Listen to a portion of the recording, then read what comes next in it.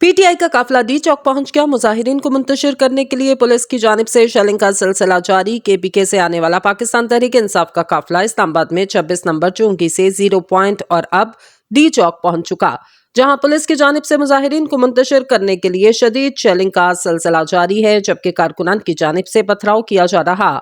News کے مطابق وفاقی دارالحکومت اسلام آباد میں تحریک انصاف کا احتجاجی قافلہ داخل ہو چکا۔ کارکنان کو منتشر کرنے کے لیے پولیس کی جانب سے آنسو گیس کی شیلنگ کی جا رہی۔ وفاقی دارالحکومت میں 4 رینجرز اہلکاروں کی شہادت کے بعد پاک فوج کو طلب کر لیا گیا۔ سیکیورٹی ذرائع کا کہنا کہ پاک فوج کو آرٹیکل 245 کے تحت طلب کیا گیا اور انہیں شرپسندوں سے آہنی ہاتھوں سے نمٹنے کے احکامات جاری کیے گئے۔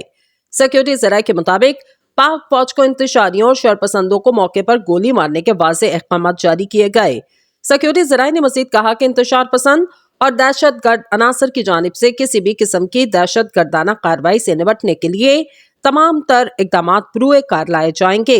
احتجاج کے ساتھ ساتھ پی ٹی آئی اور حکومت کے درمیان اعلیٰ سطح کے رابطوں کا بھی اس وقت سلسلہ جاری۔ ذرائع کے مطابق پی ٹی آئی اور حکومت کے درمیان مذاکرات کا ایک دور منسٹر انکلیو میں ہوا۔ پی ٹی آئی کی جانب سے چیئرمین بیرسٹر گوہر شبلی فراز اسد کیسر نے اس میں شرکت کی۔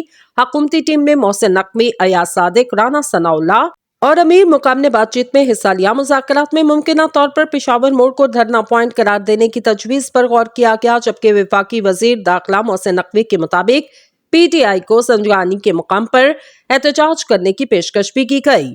وزیر داخلہ محسن نقوی نے کرفیو یا کوئی سخت اقدام اٹھانے کا اشارہ دیتے ہوئے کہا کہ ریڈ لائن کراس کرنا نہیں چاہتے، لیکن کسی کو دھاوا بولنے اور اسلام آباد پر قبضہ کرنے کی اجازت بھی نہیں دی جائے گی۔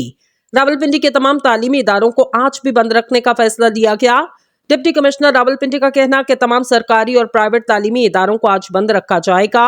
انہوں نے بتایا کہ تعلیمی اداروں کو موجودہ صورتحال کے پیش نظر بند رکھنے کا فیصلہ لیا گیا۔ اڈیالہ جیل میں کیسز کی سماعت متاثر، احتجاج کے باعث راستوں کی بندش سے اڈیالہ جیل میں کیسز کی سماعت آج متاثر ہوئی۔